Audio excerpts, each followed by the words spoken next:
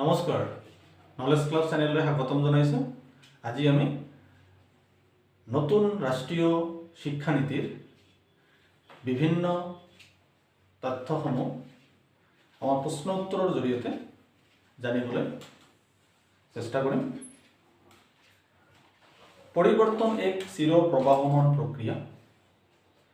বিজ্ঞান আৰু প্ৰযুক্তিবিদ্যাৰ বহল প্ৰসাৰ আৰু প্ৰয়োগে পৰিৱৰ্তনৰ গতি তীব্ৰতৰ কৰি তুলিছে। নতুন ৰাষ্ট্ৰীয় শিক্ষানীতি 2020 একবিংশ শতিকাৰ এক উল্লেখযোগ্য সংশোধিত আৰু সামগ্ৰিকভাৱে বিকশিত এক শিক্ষা আঁচনি, যিখনে আগৰ অৰ্থাৎ পুৰণি ৰাষ্ট্ৰীয় শিক্ষা আঁচনি 1986 পৰিৱৰ্তন ঘটাই নতুন শিক্ষা আঁচনি 2020 প্ৰৱৰ্তন কৰিছে। এখন দেশৰ শিক্ষাৰ পাঠ্যক্ৰম দেশখনৰ সংবিধানৰ দৰে, আৰু ইয়াৰ ওপৰতে দেশৰ জনগণৰ সোণালী ভৱিষ্যতৰ গঢ় নিৰ্ভৰ কৰে।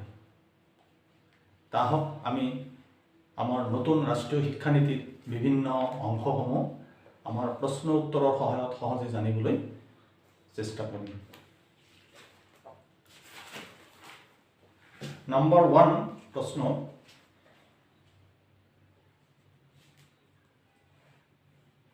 ৰাষ্ট্ৰীয় শিক্ষানীতি 2020 সংসদত কেতিয়া গৃহীত হয়? এইটোৰ এনসাৰ হ'ব 29 জুলাই 2020। আকৌ এবাৰ কৈছোঁ, নম্বৰ 1 নতুন ৰাষ্ট্ৰীয় শিক্ষানীতি NPE 2020 কেতিয়া সংসদত গৃহীত হয়? তাৰ এনসাৰ হ'ব 29 জুলাই 2020। নম্বৰ 2 লৈ আগবাঢ়িছোঁ। ৰাষ্ট্ৰীয় শিক্ষানীতি 2020ৰ অধ্যক্ষ কোন আছিলে? ড্ৰাফটিং কমিটিৰ অধ্যক্ষ কোন আছিলে? ৰাষ্ট্ৰীয় শিক্ষানীতিৰ ড্ৰাফটিং কমিটিৰ অধ্যক্ষ আছিলে আমাৰ ইছৰো বিজ্ঞানী ডক্টৰ কৃষ্ণস্বামী কস্তুৰী ৰাংগান। তেখেতৰ অধ্যক্ষতাতে আমাৰ নতুন ৰাষ্ট্ৰীয় শিক্ষানীতি যুগুত কৰা হৈছে। 3 নম্বৰ কুৱেশ্যনলৈ আগবাঢ়িছোঁ। নতুন ৰাষ্ট্ৰীয় শিক্ষানীতিৰ কেইটা ভাষাৰ ওপৰত আধাৰিত? নতুন ৰাষ্ট্ৰীয় শিক্ষানীতি 3টা ভাষাৰ ওপৰত আধাৰিত। নম্বৰ 1 মাদাৰ লেংগুৱেজ, মাতৃভাষা। নম্বৰ 2 লোকেল লেংগুৱেজ, স্থানীয় ভাষা। আৰু নম্বৰ 3 নেশ্যনেল লেংগুৱেজ, ক্ষেত্ৰীয় ভাষা। এই 3টা ভাষাৰ ওপৰত আধাৰিত নতুন ৰাষ্ট্ৰীয় শিক্ষানীতি 2020। আৰু ক্লাছ 5 লৈকে আমাৰ মাতৃভাষাতে শিক্ষা প্ৰদানৰ ব্যৱস্থা কৰিছে। নেক্সট নম্বৰ 4 হৈ গ'ল। এতিয়া আমি নেক্সট নম্বৰলৈ আগবাঢ়িছোঁ। নতুন ৰাষ্ট্ৰীয় শিক্ষা আঁচনিত কিমান বয়সৰ পৰা কিমানলৈ শিক্ষা প্ৰদানৰ ব্যৱস্থা হাতত লৈছে? আমাৰ নতুন শিক্ষা আঁচনিত আমাৰ 3 বছৰ বয়সৰ পৰা 18 বছৰ বয়সৰ সকলো ল'ৰা ছোৱালীকে সামৰি লোৱা হৈছে।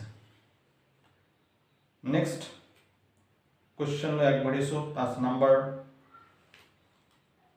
নম্বৰ কুৱেশ্যনলৈ আগবাঢ়িছোঁ। নতুন ৰাষ্ট্ৰীয় শিক্ষানীতিত কিমান শ্ৰেণীলৈকে মাতৃভাষাত শিক্ষা প্ৰদানৰ ব্যৱস্থা কৰিছে?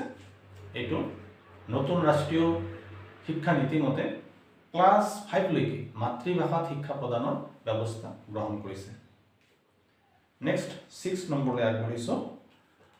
নম্বৰ 6 কুৱেশ্যন, নতুন শিক্ষানীতিত কোন শ্ৰেণীৰ পৰাই কাৰিকৰী বিদ্যা ভকেশ্যনেল এডুকেশ্যন প্ৰৱৰ্তন কৰিছে? তাৰ নতুন শিক্ষা আঁচনি 2020 আমাৰ ক্লাছ 6 লৈকে, ক্লাছ 6ৰ পৰাই ভকেশ্যনেল এডুকেশ্যন অৰ্থাৎ কাৰিকৰী শিক্ষা পাঠ্যক্ৰম প্ৰৱৰ্তন কৰিছে। নেক্সট আমি 7 নম্বৰলৈ আগবাঢ়িছো কোনে নতুন ৰাষ্ট্ৰীয় শিক্ষানীতি 2020 প্ৰস্তুত কৰিছে এটো হল আমাৰ all India council of technical education সংক্ষেপতে কোৱা হয় এ all India council of technical education AICTC তেনেহলে আমাৰ কোনে নতুন ৰাষ্ট্ৰীয় শিক্ষানীতি 2020 প্ৰস্তুত কৰি উলিয়াইছে তেনেহলে হ'ব all India council for technical education সংক্ষেপতে AICTE নেক্সট নম্বৰ 8 লৈ আগবাঢ়িছো আমাৰ নতুন ৰাষ্ট্ৰীয় শিক্ষানীতিৰ 2020 সভাপতি কোন আছিল নতুন ৰাষ্ট্ৰীয় শিক্ষানীতিৰ সভাপতি হল আমাৰ দেশৰ প্ৰেসিডেন্ট ৰামনাথ কোবিন্দ আছিল আমাৰ নতুন ৰাষ্ট্ৰীয় শিক্ষানীতিৰ সভাপতি নেক্সট 9 নম্বৰ কোৱেশ্চন লৈ আগবাঢ়িছো নতুন ৰাষ্ট্ৰীয় শিক্ষানীতিৰ উদ্দেশ্য কি নতুন ৰাষ্ট্ৰীয় শিক্ষানীতিৰ উদ্দেশ্য কেইবাটাও আছে ইয়াত মই দুটা কৈ দিছো নতুন ৰাষ্ট্ৰীয় শিক্ষানীতিৰ হল আমাৰ GER গ্ৰছ এনৰলমেন্ট ৰেশিও প্ৰি স্কুলৰ পৰা সেকেন্ডাৰী স্কুল লৈ 100% কৰা সিদ্ধান্ত গ্ৰহণ কৰিছে আৰু number 2 to make India a super knowledge a global super power অর্থাৎ to make India a global knowledge super power আমাৰ ইন্ডিয়া আমাৰ গ্লোবাল নলেজ সুপাৰ পাৱাৰ বনোৱাৰ প্ৰচেষ্টা হাতত লৈছে নেক্সট কোৱেশ্চন নম্বৰ 10 লৈ আগবাঢ়িছো 10 কোৱেশ্চন নম্বৰ হল নতুন ৰাষ্ট্ৰীয় শিক্ষা আঁচনিত 5 + 3 + 3 + 4 ইয়াৰ অৰ্থ কি তাৰ নতুন ৰাষ্ট্ৰীয় শিক্ষা নীতি শিশুৰ মানসিক চিন্তামূলক প্ৰগতিৰ ওপৰত আমাৰ প্ৰতিষ্ঠিত কৰি প্ৰস্তুত কৰিছে আৰু 5 + 3 + 3 + 4 কি বুজাইছে আমাৰ 12 বছৰীয়া স্কুলীয়া শিক্ষা বুজাইছে অৰ্থাৎ আমাৰ 3 + 4 10 10 + 2 12 বছৰ হৈ গ'ল আৰু 3 বছৰীয়া প্ৰাক প্ৰাথমিক স্কুলীয়া শিক্ষা বুজাইছে অৰ্থাৎ 5 + 3 + 3 + 4 কি বুজাইছে তেনেহলে 12 বছৰীয়া স্কুলীয়া শিক্ষা আৰু প্ৰাক প্ৰাথমিক স্কুলীয়া শিক্ষা 3 বছৰীয়া বুজাইছে নেক্সট 11 নম্বৰ কোৱেশ্চন লৈ আগবাঢ়িছো আমাৰ NPE 2020 আমাৰ কিমান সংখ্যক ৰাষ্ট্ৰীয় শিক্ষানীতি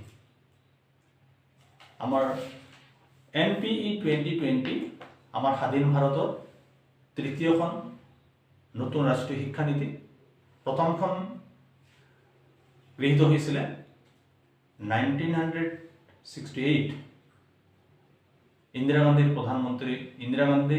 প্ৰধানমন্ত্ৰীৰ নেতৃত্বত দ্বিতীয়খন হৈছিল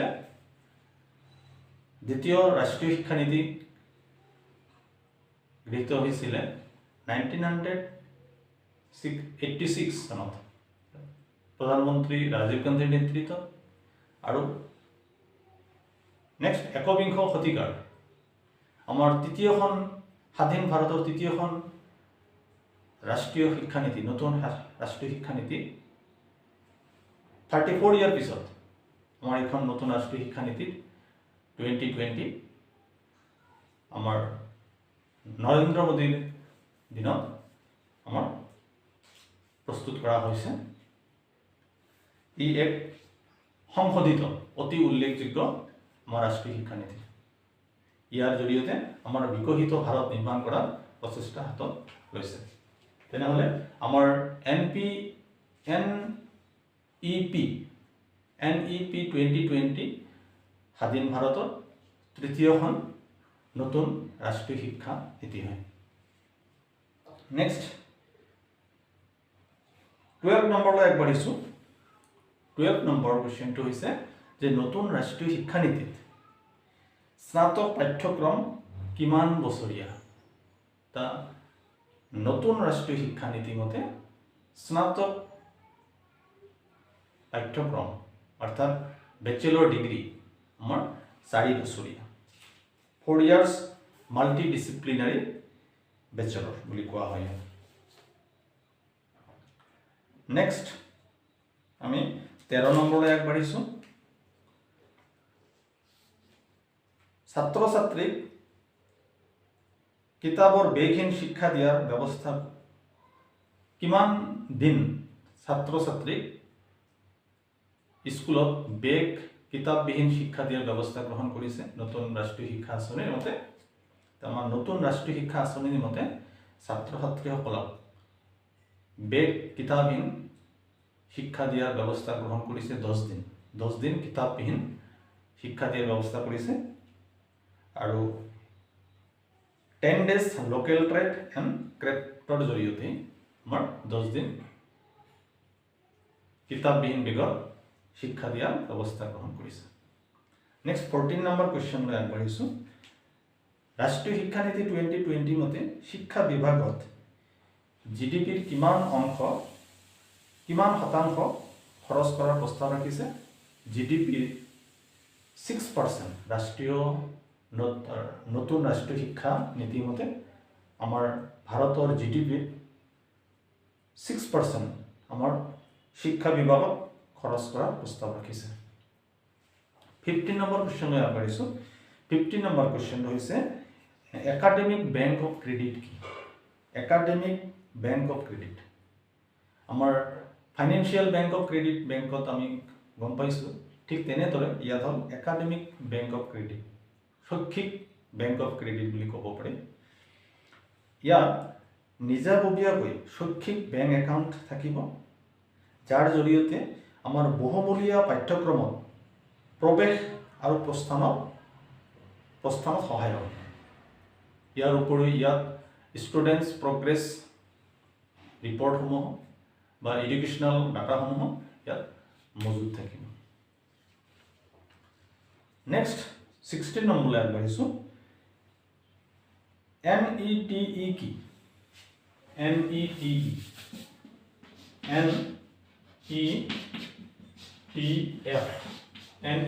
কি? নেশ্যনেল এডুকেশ্যন টেকন'লজি ফৰাম বুলি কোৱা হয়। নেশ্যনেল এডুকেশ্যনেল টেকন'লজি ফৰাম ই কি কৰিব? ই হ'ল আমাৰ নতুন শিক্ষা আঁচনিৰ আমাৰ গেটৱে অফ অনলাইন এডুকেশ্যন। ইয়ে আমাৰ নতুন শিক্ষা আঁচনিত অনলাইন শিক্ষাদানক প্ৰৱৰ্তন কৰি উলিয়াইছে। আমাৰ NETF-এ আমাৰ 8টা ৰিজিয়নেল লেংগুৱেজত আমাৰ ই-লাৰ্ণিঙৰ পাঠ্যক্ৰম শিক্ষা প্ৰদানৰ ব্যৱস্থা গ্ৰহণ কৰিছে। অৰ্থাৎ 8টা ৰিজিয়নেল লেংগুৱেজত ই-লাৰ্ণিঙৰ ব্যৱস্থা গ্ৰহণ কৰিছে ছাত্ৰ ছাত্ৰীসকলক। এইটো এটা খুব ভাল কথা। তেনেহ'লে NETF কি? National education technology forum. ইয়ে আমাৰ 8টা ৰিজিয়নেল লেংগুৱেজত ই-লাৰ্ণিঙৰ ব্যৱস্থা গ্ৰহণ কৰিছে। নেক্সট 17 নম্বৰলৈ আগবাঢ়িছোঁ যে নতুন ৰাষ্ট্ৰীয় শিক্ষানীতিত ব্যৱহাৰ হোৱা আমাৰ মেৰু, ইয়াত যেনেকৈ NETF, ইয়াত নতুন ৰাষ্ট্ৰীয় শিক্ষানীতিত মেৰু শব্দটোৱে কি বুজাইছে বা মেৰু শব্দটোৰ অৰ্থ কি? ইয়াত হ'ল multi disciplinary education and research university. তেনেহ'লে মেৰু শব্দটোৰ অৰ্থ কি? Multi disciplinary education and research university আমাৰ বুজাইছে। নেক্সট আমি 17 নম্বৰলৈ আগবাঢ়িছোঁ। 17 হৈ গ'ল, 18 নম্বৰলৈ আগবাঢ়িছোঁ। মানৱ সংসাধন মন্ত্ৰালয়ৰ নতুন নাম কি? আগতে আছিলে আমাৰ মানৱ সংসাধন মন্ত্ৰালয়, আমাৰ human resource development, ministry of human resource development. এইটো নতুন ৰাষ্ট্ৰীয় শিক্ষানীতি মতে সলনি কৰি এইটো শিক্ষা মন্ত্ৰালয় নাম দিয়া হৈছে। আমাৰ মিনিষ্ট্ৰি অফ এডুকেশ্যন অৰ্থাৎ মানৱ সংসাধন মন্ত্ৰালয়ৰ নতুন নাম কি? শিক্ষা মন্ত্ৰালয়, মিনিষ্ট্ৰি অফ এডুকেশ্যন নাম দিয়া হৈছে। নেক্সট 19 কুৱেশ্যনলৈ আমি আগবাঢ়িছোঁ। নতুন ৰাষ্ট্ৰীয় শিক্ষানীতিৰ অন্তৰ্গত শিক্ষা মন্ত্ৰালয়ৰ প্ৰথম শিক্ষামন্ত্ৰী কোন? তেনে নতুন ৰাষ্ট্ৰীয় শিক্ষানীতিৰ অন্তৰ্গত আমাৰ ভাৰতৰ প্ৰথম শিক্ষামন্ত্ৰী হ'ল